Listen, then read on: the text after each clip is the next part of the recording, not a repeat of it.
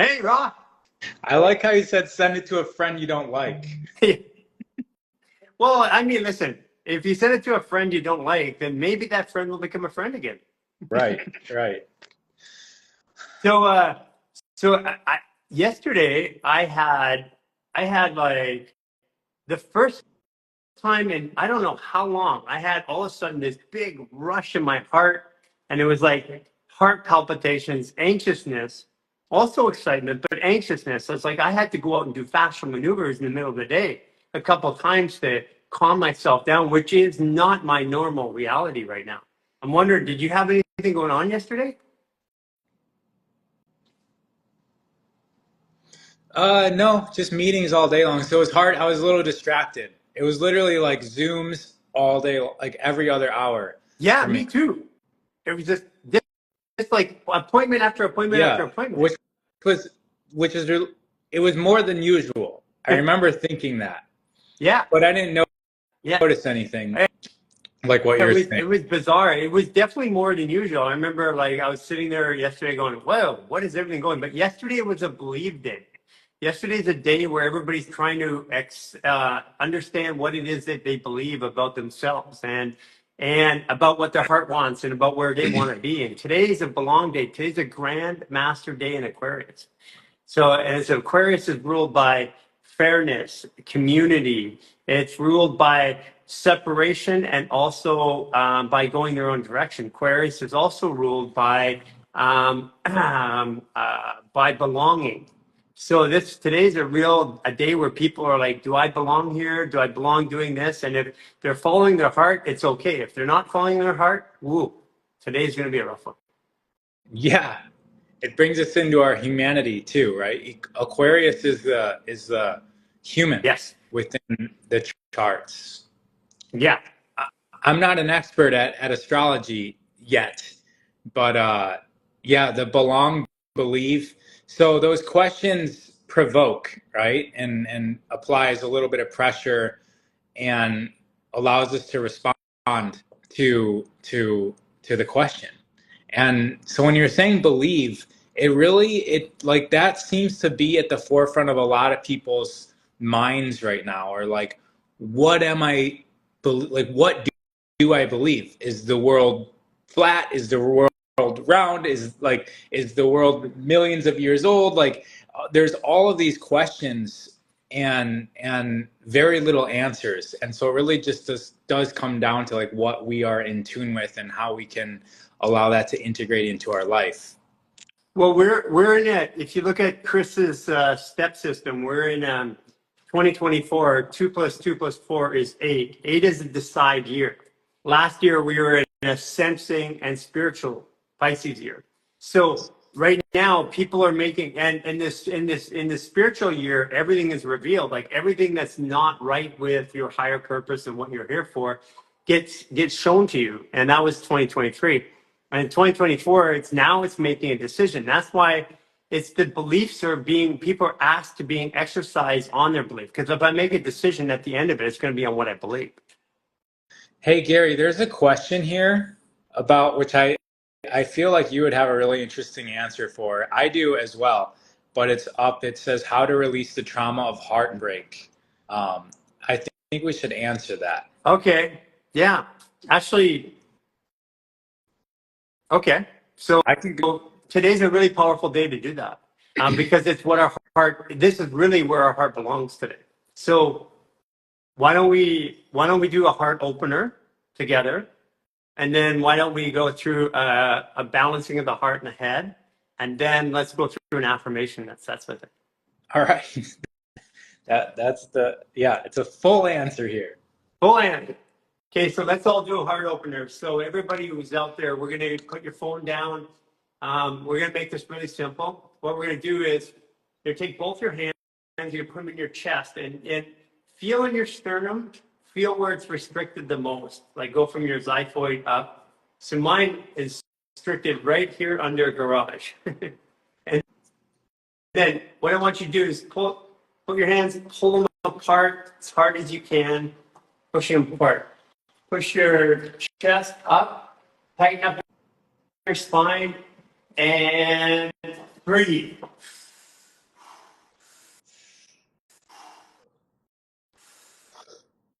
Move side to side a little bit. Breathe. Deep breaths. Bend over and breathe and rotate. When you bend over, lift up your chin.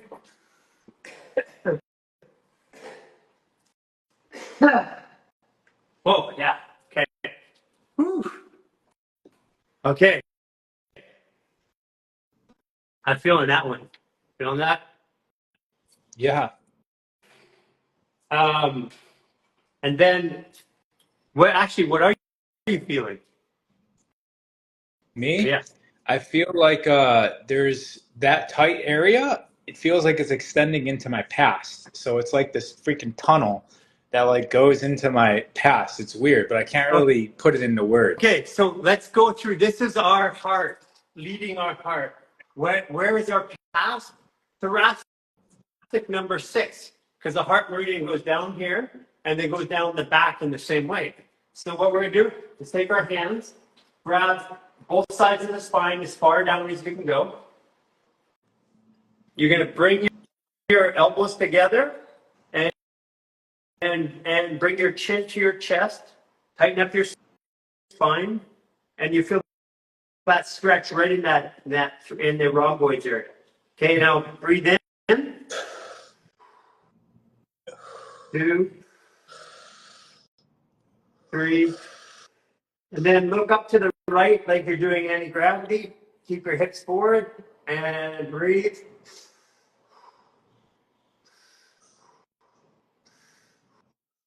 Go all the way up to the left and breathe.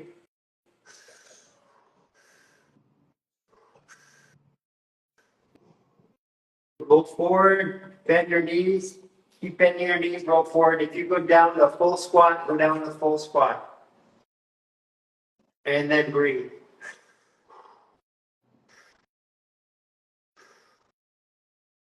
Come on up. I got another one.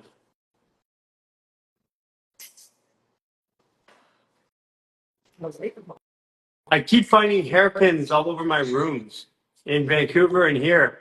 It doesn't seem like anybody wears them, and I have no idea where they come from. Really? Yeah, I got another one, and no one's wearing them. No one's freaking in here other than us. And it's Good thing like, you're finding them and not Cynthia. well, she found one in Vancouver, and she's like, "What's going on up here?" And I'm like, "I haven't even been up here." Okay, how do you feel now? Good. Okay, so Good. now There's we have the mechanics of our heart being open, because the heart itself, the fascia, is what brings the electricity, and the electricity is when the bones. First of all, the fascia is piezoelectric, so that if you create pressure, it creates electricity. And also when the bones touch, they also create electricity. So this area here, now we have it open up, we have the heart firing. So put uh, put your right hand on your heart, left hand over top of it. And we're going to breathe in. As we breathe in, imagine that there's green energy, green gas coming through your front, to your back, and then around. So we're going to do 6 breaths, 3 through the mouth and 3 through the nose. Breathe in. Bring that green gas in.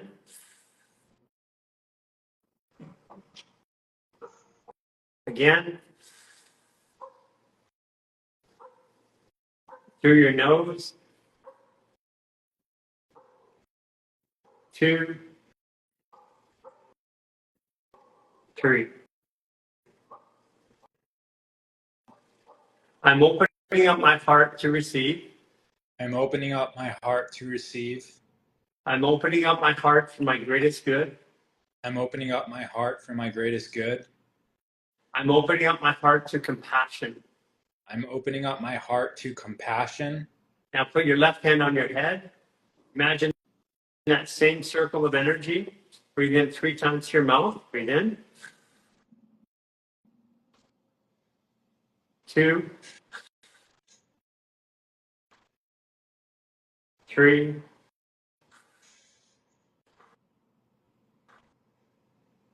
Through your nose. 2, 3. Thank you, heart, You, heart, for the heartbreak you've shown me, for the heartbreak you've shown me, so that I can have contrast to what my heart is capable of feeling. so that I can have a contrast to what my heart is capable of feeling. I'm ready to open my heart I'm ready to open my heart with compassion, knowing that everything has a purpose. knowing that everything has a purpose. I accept this heartbreak feeling I accept this heartbreak feeling as a lesson that drives me forward. Breathe into your mouth again. 2, 3. Nose. 2, 3.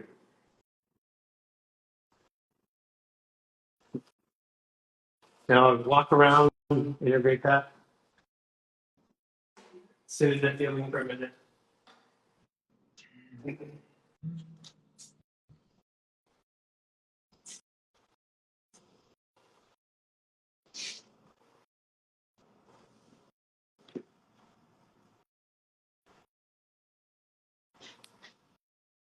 How do you feel?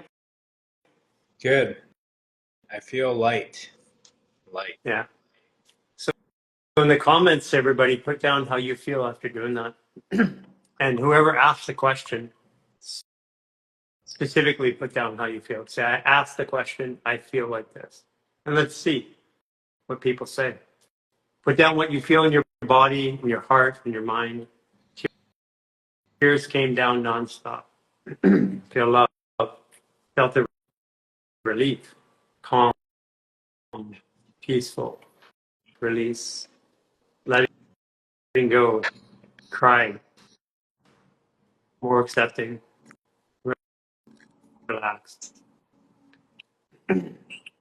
Yeah, it's and thank you for pointing it out, Rob, because today is really a Grandmaster Aquarius Day. It's step 4. It's the personal Grandmaster Aquarius Day. So it's what my heart feels and believes, because Aquarius is about following your heart.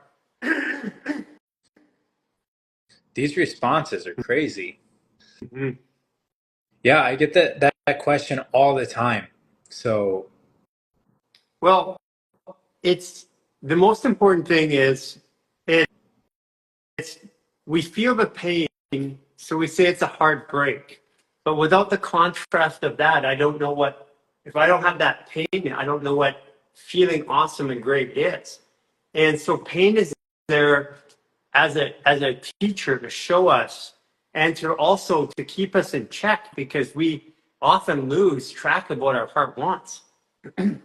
yeah, there is like a humbling aspect of that as well, so that when we do have fullness, we don't take it for granted, because we have a context of like what could happen if we don't maintain our relationships, because that's ultimately our responsibility. If there's, 2 people involved, it's each of our responsibility to maintain the relationship, and also to maintain ourselves, and to not be so reliant on the other person to make sure that we're showing up with our cup full, that so we can pour into them, and then their cup is full and they can pour into us. And that's how we have a fulfilling relationship and a full heart. Somebody said, how do I let go of childhood sexual abuse? And so I was abused sexually as a child. And my journey, it's funny, because now I look back at it, I can see points where I questioned if that happened. But when I was questioning it, I didn't really realize it, if that makes sense. And when I came to the understanding and the memories of what happened, the only thing I had was compassion. But this was recently, like this was just months ago, where the full magnitude, the question was answered, the question I put out there. And what we just did is we opened up our heart. And when our heart's open, we make sense of things. Like, I can be a victim of abuse, or I realize that I'm a good person and I'm here doing good things in the world, and I wasn't happy with myself all the way through. I love myself today. I really do. But and now at this stage, I can honestly say that it was incrementally opening up my heart, and then it went away. I'm not focusing on releasing sexual abuse. I was focusing on releasing and opening up my heart, because when my heart's open, I no longer am a victim. I recognize that everything was made a part of me. Like, if there's one thing that changed, that sexual abuse was a part of who I am today. It's why I'm here. I'm glad you brought that up as well, because it's so hard for people to understand how childhood sexual abuse isn't, it's hard to understand how you can take another standpoint besides the victim, because you're so vulnerable at that stage. And it's not really up to me to tell somebody else they're not a victim in that standpoint, but it's great to see an example of somebody claiming responsibility, claiming their beingness around an event that is tragic. Yeah. In a way. Well, I think it's, I mean, this is why there's been a lot of rough stuff in your life growing up. There's been a lot of rough stuff in my life growing up. It's without those, the architect of a human being is we come in here with programming that comes from somewhere else. Like, when I was 5 years old, I saw a coffin and I immediately became afraid of it. But I didn't have TV back then. So, like, how did I know what a coffin was? Well, I didn't see it anywhere. It's because somewhere in some state of awareness, and let's say some lifetime or other dimension, I brought that information into this world, and it made me afraid. Like, somebody has a fear of snakes. Some people don't have a fear of snakes or spiders or whatever. So it has to come from somewhere, because there was nowhere in this world that came from. And in the first 30 years of our life, we come in and our DNA is programmed with certain experiences. And we attract that to us so that we can get the emotion out, so we don't have to live it in this life. And so part of it was, if I was sexually abused, which was a little bit, like, I know it was a little bit. It wasn't years of torturous abuse. That I've worked with people that have been ritually abused. Like completely beat up, abused. I mean, the worst cases. And mine was just this big. But this big was all I needed to have the feeling and emotion in this life, because I bring that emotion in, I process it here, then I don't have to attract any more of that in my life. But while I'm still holding on to it in a victim mode, guess what I do? Right. I attract more of it until I let it go. Because you're in the program. Yeah. And you're recognizing all the symbols and you're attracting it. You're like, what we focus on, we get drawn into. Yeah. So another way to say it is, every experience I've had, every injury I've had, every business deal that's failed, every relationship that's failed, every going to prison, all of that, I attracted all of that to bring the experiences so that I could become who I am today. Now, I can wait to the end of my life and realize that night. I tell people, if you really want to get this, there's a 37-minute Academy Award-winning documentary called The Lady in Number 6. If you're in our Lifestyle Artist program, it's in there. It's imbued in the program. In that documentary, it's the oldest living Holocaust survivor, 112 years old. And she lost her whole family, her mom, her dad, her brothers, sister, husbands, children. And at 112 years old, she was kept because she played piano. So she entertained the Nazis.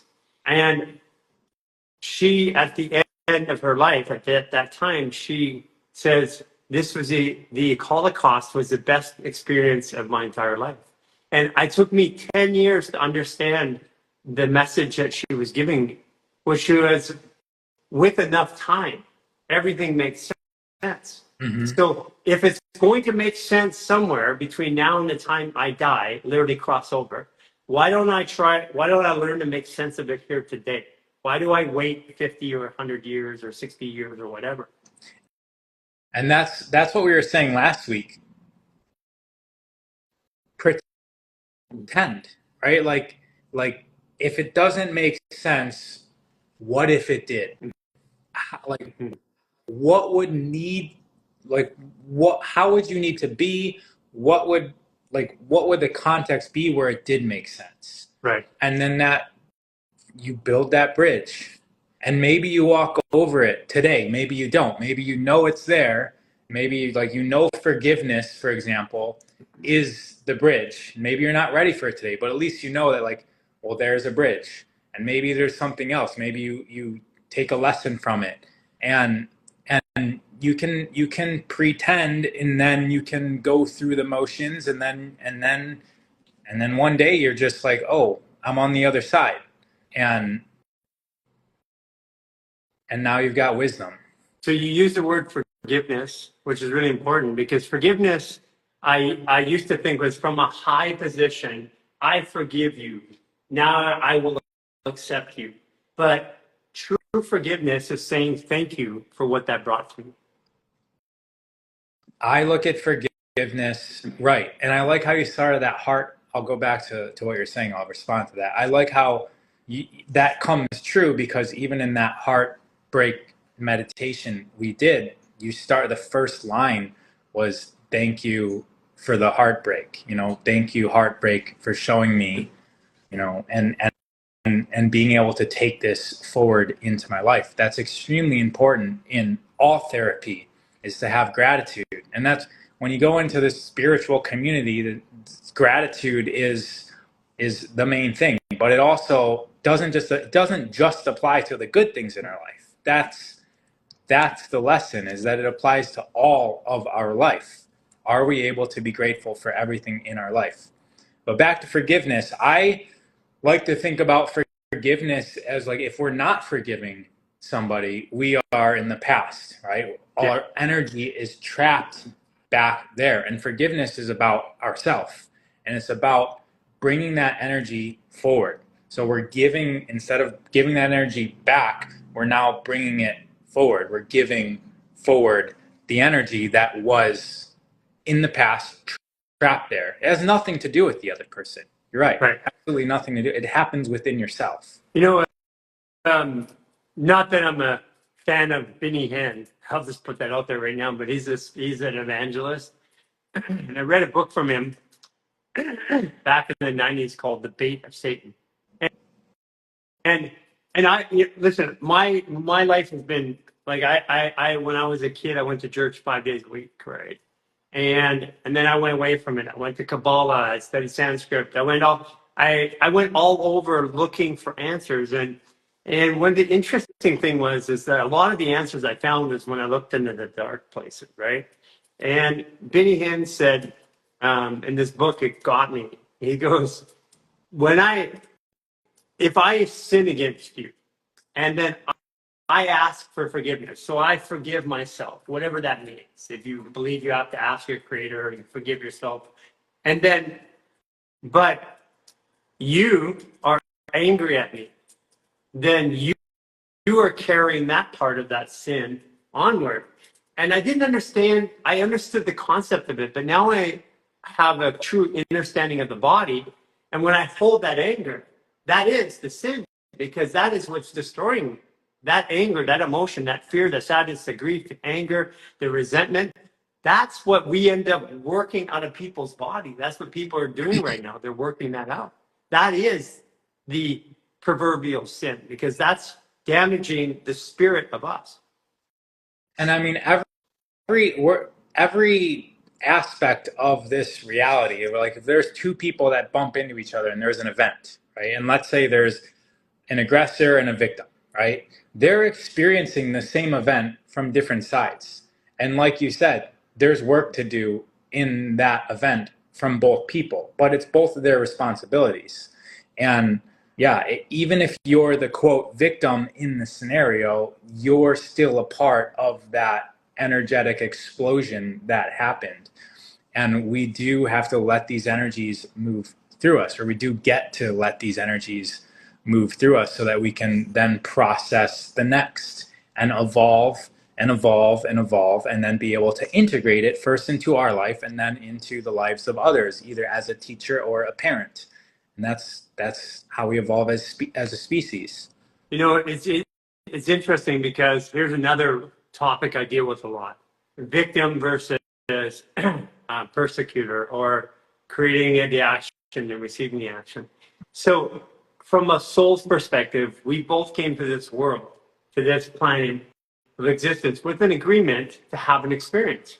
And and as a soul, I've had every experience, from being a rock to a monkey to being a human to being a victim to being a king to being a pauper. That's why I don't like when astrologists and people say you were just this and that, because you identify with those minute stories. But we've been them all. The person who persecutes or who does the harm agrees to pay a bigger price in this world than the one receiving it, because they have a physical action in this world that brings more physical pain in this world for doing it. Like, the person who does the harm actually has the worst life. The victim, all they have to do is get out of the victim mentality, and then they can transmute that into positive energy. The person who did it physically did something. That physical act comes back. Yeah, from a multi-dimensional or multi-lifetime perspective, the person that is going through the struggle, that's the reward. That's Yeah. why you come here. Yeah, yeah. Right? You're getting, that's your cake. Right. It's the one who's delivering the other side. That's the punishment. Yeah. It's almost like, oh man, yeah, exactly. It's hard to put in English language how that can be, but definitely, if you get to come here and have the easy life where everything goes your way and you're taking advantage of others and yada yada yada, that's almost like a torture. It's kind of like, it's like work. It's work for the soul to have to do that, and the struggles and the growth and the possibilities that come out of the toughness of life is the reward. So someone asked the question, what happens when you get stuck in victim mindset? Okay, so mindset.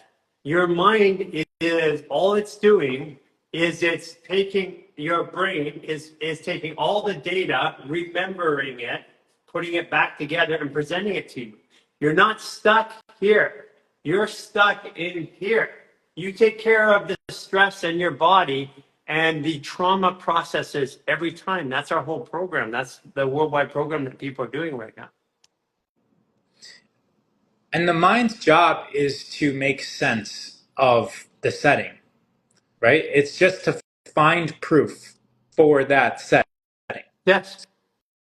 So you can choose a different setting and you will learn to find proof and validation for a different setting, a joyous setting, a happy setting, an accepting setting. Yeah, the people, I tell people all the time, the brain's job literally is to identify a pattern and resolve it. That's actually all the brain does. It looks at patterns, resolves, looks at patterns. And when it can't resolve it, like a big emotion, fear, I don't know why it's there. So the brain just keeps trying to resolve it, and it can't get rid of it. It can't make sense of it because I have nothing to fear about. So it keeps Stronger going to process it. Stronger and stronger and stronger. Yeah, more and then so what fear. happens is we take the body out of stress for a minimum of 28 days. We stand out here, and that goes out here. I see it from another angle. I go, and we triangulate the experience so we can navigate where we are in the experience. That's why the body cannot navigate the experience when it's in stress. That's why they put Navy SEALs through all those stressors, and they teach them to, how long are you underwater? Count your heartbeats. They teach them little tools and tricks so they can navigate through an experience, because when they're in the emotion, they can't navigate the experience. Time, reality doesn't make sense when you're in the emotion. The Egyptian initiate practices that lasted 26 years also was a lot about controlling, or at least being able to maintain your integrity through the emotions of fear and anger. It wasn't necessarily about blocking them off. It was about being able to experience them and still operate, not letting it shut your body down, and almost being able to call up these emotions at will. Did they Like do if that you need, for 26 years or till 26? it's a 20, according to Junvalo Melchizedek, it was a 26 year long process. You know what's funny? Because 2 is feel, 6 is receive balance, and 8 is decide and it's control. That makes perfect sense that it was 26 years. Yeah. I think it was 2 sets of 13 years. And But 1 is your heart, and 3 is you believe, and 1 plus 3 is 4, which you belong. That's why today is a belonging day. That makes so much sense. Like, this is why Chris's step system, that's why I've used Chris's step system to create a language to talk about the human experience based on the body. you also said something where you're placing yourself out, you can triangulate around. And I really like emotional states as opposed to it enveloping us and taking control of us. Are we able to utilize our emotional states as tools, as aspects of self? And there's another book called Initiation, which is written by Elizabeth W.H., something like that. But she remembers her past lives, and one of them, she was she was a pharaoh's daughter, and she goes through the initiation process, and she explains it in this book. And I think it was the second thing she had to do. The first thing she had to do was like find like emptiness. Then the second thing is she started learning her emotions and started processing her emotions, and then she had to learn how to bring up emotions like at will. Can you make yourself fearful like this? Can you make yourself angry? Can you make yourself loving? And basically being able to flip through emotional states at will, and going through a bunch of practices so that first you're imagining to get to that state, and then it's just like you're able to just do it. Just like if we just walk around the room, we can turn left, we can turn right. Are we able to turn on and off our emotional states? And then that's how they would essentially be able to control reality, or at least harmonize with reality. That's what a good actor does, actually. I was thinking about. I'm friends with a very talented 30, 40-year-old stage actor, and he constantly talks about this. Yeah. So, I've had the opportunity to work with some of the top actors on the planet as personal clients, and some of them I've spent between 15 and 20 hours of intimate time with, and I can tell the difference within minutes of working with them of whether they're good or not, because the good actors control the emotional state to garner the experience. Everybody else is like trying to avoid the emotion of the pain of the treatment, because in the old days of my garage, it was a level 7 pain experience for 2 hours, and that's how it started. And you could notice that that a good actor would go into the emotion and would make it a part of them. And a newer actor, or not so good, wasn't. And not only actors, but I just noticed that specifically with actors, they could integrate that state. Yeah, because an actor they need to be able to project that state into an audience. Yes. And so they must feel it fully. They can't avoid it. They need to be it. They're the projector of the Yes. emotions. And we can do that. We can do that. I teach my team, like, before getting on a call, like, where are you at? Right? Are you at, I just woke up, I have to work today? Like, is that your emotional state? Or are you at, you just found out that you won the lottery? and you're excited for life. And are you able to get into that emotional state and talk with excitement? And that's, man, the way that my actor friend Michael, the way that he talks about like how he would have to be before going onto a stage with like a sold out crowd. And he just found out his wife was cheating on him, like the character, and how he needs to come out and every step needs to embody that.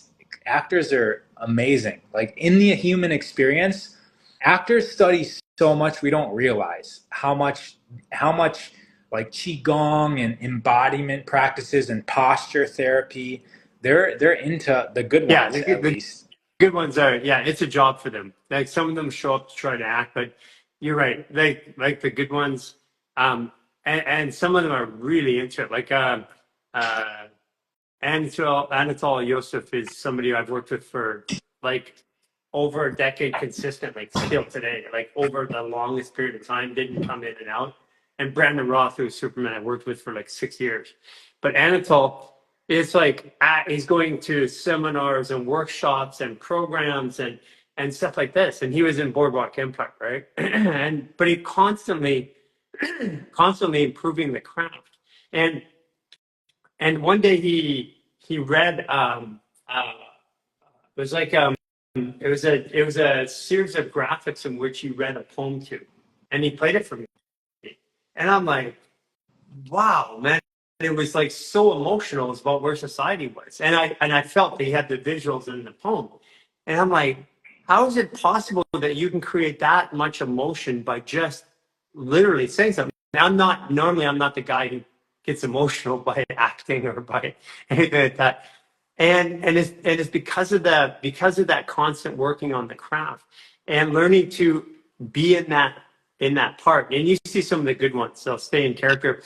I watched something the other day where Richard Gere was playing a homeless man, and so he went out on New York to live in as a homeless man for like 2 days or 3 days, and he was picking garbage out of the garbage bin, and only one person came and gave him everything, and he made her famous as a result, right? Because no one knew it was Richard Gere, and he was like, there's only one person that actually did, but that's a commitment to a craft. Yeah. And it's really easy to hate on actors because from an outside perspective, you can just basically validate your perspective of them by saying that they're living a lie. But they really are experts in being a human. That's their job. And essentially, we're all actors. If you go I like that, like, experts in being a human. but we're all actors. If like because they do it on a screen and their craft gets shown to a lot of people, they're no different than you who's acting when you go to a job. Or like I said, when you're calling somebody, like we're acting all the time. We're acting in our different personas, is what they call that in psychology. We wear different masks. So Uh, here's an interesting thing about actors. Okay, so I had all the DC comic heroes, almost all of them as clients at one point. So Courtney Ford, she played. So Courtney was Brandon's wife. So she had played all these romantic love stories and movies and Hallmark movies and all that. And then she became a like an evil superhero villain, and she was like casting all this. At the end of the season, and the same thing with Anatol, at the end of the season, their bodies were completely broken down. Like these are people that I had for multiple years. They go for a season of acting in a very angry, right. vicious, non-human part, and their bodies are broken down at the end of it. They really have to get into that rage. Like that's the thing. You can't really fake acting. Yeah. And so it's real for them. Their So so bodies the feel it. so they but this goes back to like how do we get ourselves out of those emotional states? Like you were saying on the call. It's like it's how you frame it, because if you act, this is where the power of becoming an actor, like you said in your life, and saying, okay, I'm going to act positive. And I I know it's like we have this twisted version of it where people are broken down and they go on Instagram, look at me, I'm also happy. And behind the scenes that they're not. That's the fake version. But when they show up throughout that day, not that one picture, they show up to that day and they challenge their belief systems and they say, I'm going to be happy. I'm going to see the positive. And they look for it and they work on it. That's different than the Instagram photo. And when they do that, they change their state of awareness, their state of being. And that's what you were saying to your team. How are you showing up? What are you doing? Right. I like the notion of having multiple lenses. Right? It's great if you feel one way, but how are you if you feel another way? Like what if you put on a different set of glasses? How does that make you feel? What if just basically what if?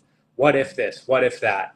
What if that is true? Same thing with like arguing with people. Well, are we able to see from their perspective? Because that's what's necessary for us to connect as human beings. It doesn't necessarily mean that we behave in our life from their perspective, but are we able to see from their perspective? That gives us leverage as well in negotiation, in business, in anything. We must be able to see and connect with what the other person is feeling in order for us to create a win-win situation. All negotiation, all of life, we should be striving for a win-win situation because that answer is always present. It's always there. You're one It's of the up to best us to dig that people out. I know that does that. It's there. It's there. And like I said, where like pretend. Well, if what they're saying is completely wrong to me, what if it was true? Like how? Like what would have to happen? What would I need to be? What would I need to believe? What would I need to see for it to be true? And we don't need to be there, but to be able to hold that up, right? Like to be able to say flat earth, round earth. I'm just using that as an example, right? Can they both be true? Like it doesn't need to I be I one I, or I the other. honestly think with where we are in the world right now, I honestly think that we're in a realm and yes, they both can be. Right. And it's interesting because then now we're able to sense in multiple dimensions. Just like the difference between two-dimensional, just looking at flatness versus three-dimension. There can be multiple dimensions of the third dimension. And the question is, are we able to perceive it? Are we able to integrate what that means? And can we live a multidimensional existence? And it makes life a whole lot more fulfilling if we're sensing it from multiple perspectives, Okay, multiple so dimensions. let's go to a post that you did recently, which was a great post. Now all the colors. Right. How do you Yeah, it was a great I post. didn't The realize music was great. I that mean, was that was like tapping my fantastic. heart. And I didn't, you just made me realize that. I just was kind of just like to Yeah, the cue of the you were music. like this, and you go boom, Boom, change the color, boom, change the boom. color. Yeah. Great post. And if you haven't seen the post, go to our wall, check it out. Raw's going through all the colors and what they mean. So, do you use colors specifically and target them for states of awareness or how you want to show up in the world? Mostly, I try very rarely, like basically right now, currently, I don't resonate with certain Yeah. colors. I don't resonate so much with color black. And so I like to wear white. And white for me is about brilliance and it's not holding on to my own energy, it's not holding on to other people's energy. It reflects, right? So black kind of draws in. That's why black is attractive. That's why when you go to a nightclub, when everyone's trying to attract other people, black is going to draw people in. And that's why it also makes you look skinnier. That's why a lot of women like to wear black because it slims you down because you don't see it. It literally makes you see less of a person when you wear black because whatever you're looking at, it gets sucked in. That's also why our devices are black too. It's like drawing us into it. But white is the opposite. It reflects everything and it reflects out as much as it projects myself out in its fullness. When we see somebody walking down the street and they're wearing a white shirt, white pants, white shoes, maybe even a white turban, it looks a little odd to us. However, there's the quality that we can very easily sense in them. Yeah, And it's like that. there is. dark people don't usually wear white. Right, but you go into like so for instance, when I was going through my yoga training, there was like a goth type person, very like, you just got this energy of like depression.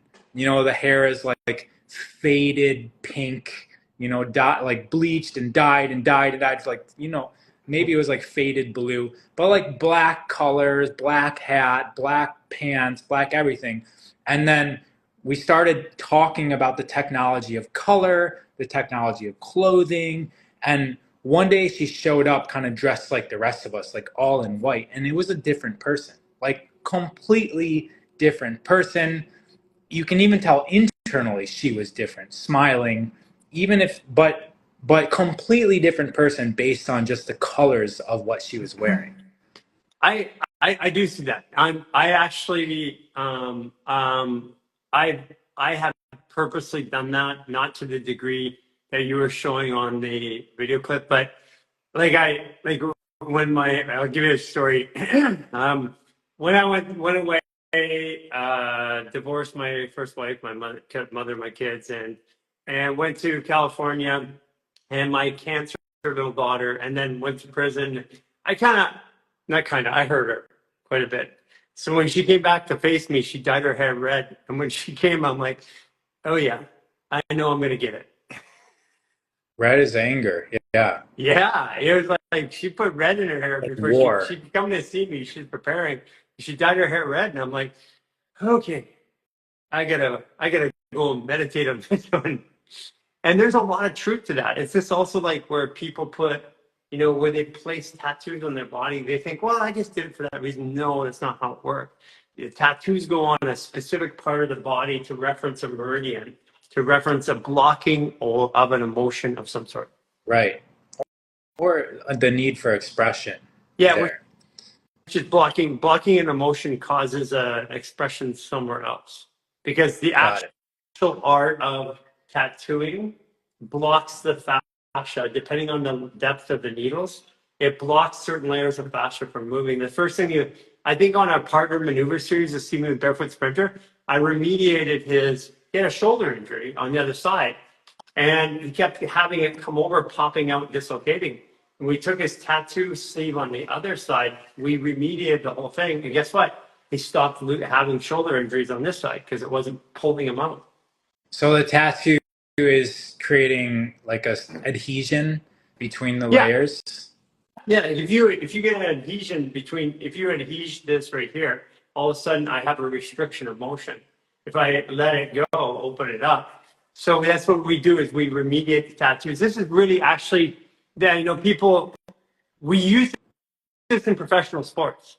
Like with professional athletes, they'll have repetitive injuries around areas that are tattooed. So it's actually it's not even my opinion. It's not like weird science.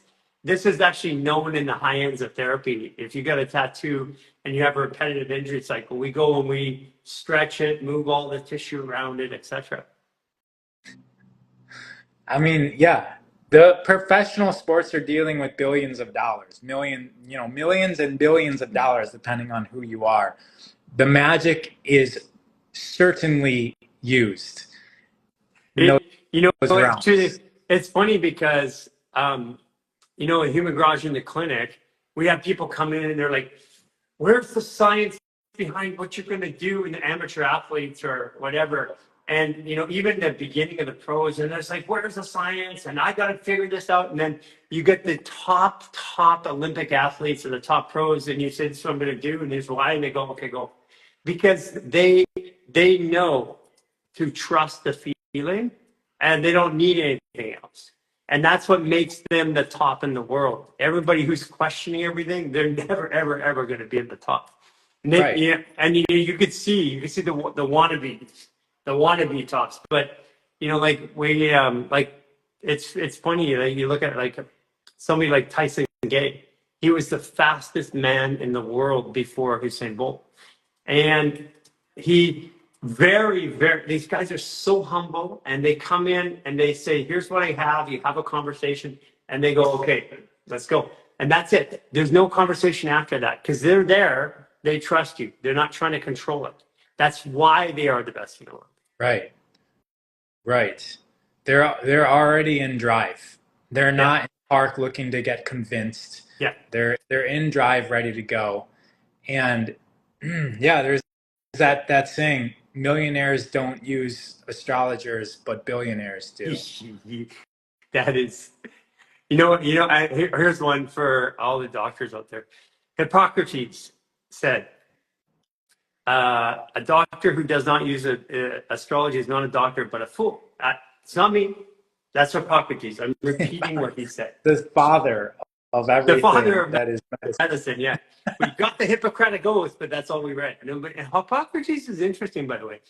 That's worth a conversation because there are things that organs like, for example, the spleen is the only organ that will grow by itself anywhere. Anywhere you have a pooling of blood, spleen will grow. So a lot of people, when they die, especially if they're overweight or not healthy in movement, they'll have 3 or 4 spleens in their body.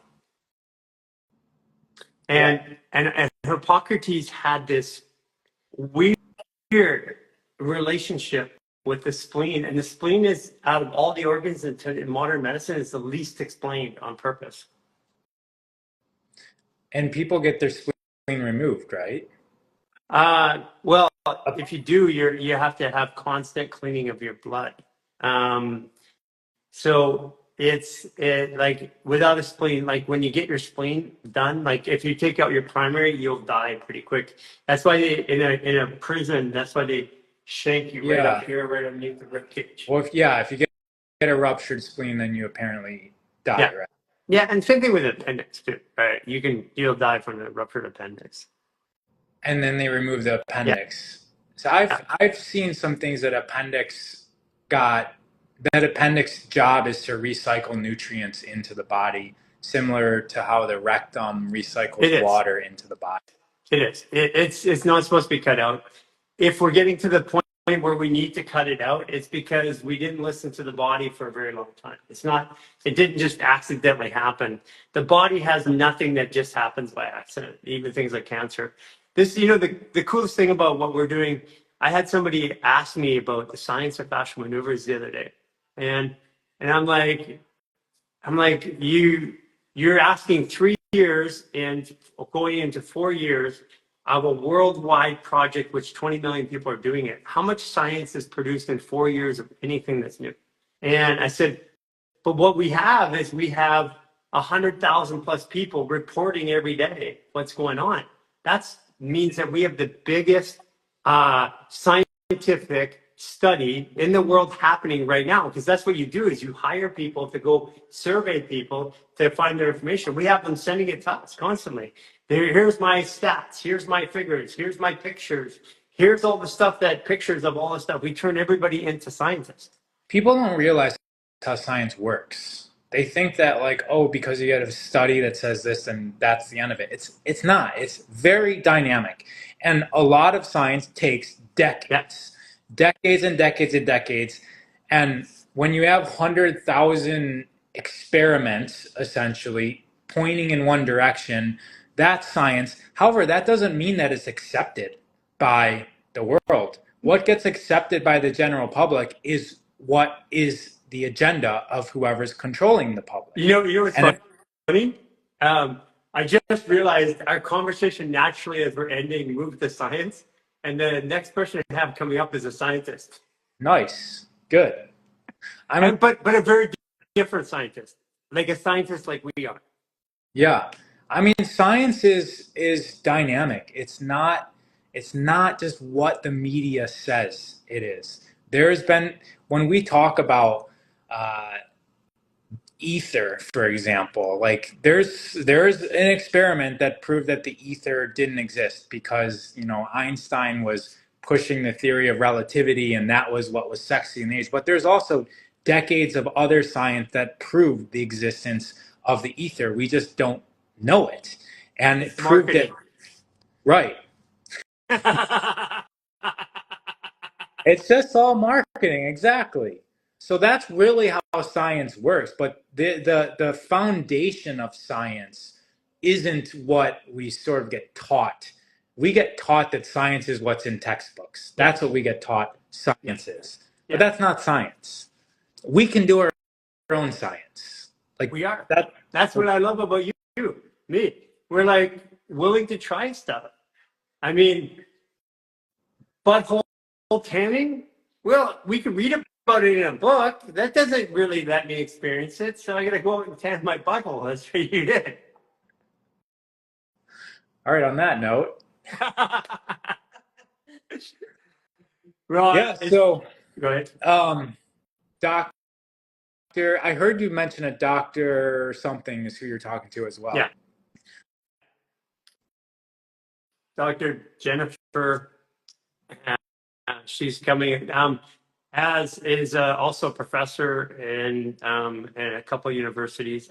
I'll get her to clarify that, but she works with also plant medicine. And this is really interesting because it's where plant medicine, when you're a doctorate in that, it's where science literally meets the esoteric side, because science, our current version of science says that doesn't exist, but it does exist, and it exists more than what we're doing. So I'm really excited about this talk, actually, and about her experiences, because she actually was down here a month ago. Cool. Yeah. It's funny how they make certain plants illegal, but there's literally poison out there that's perfectly legal. Yeah, coffee for and alcohol. alcohol. Right. All right. Okay, buddy. Take care, Great Gary. talk. Take care. Bye, everybody. Bye.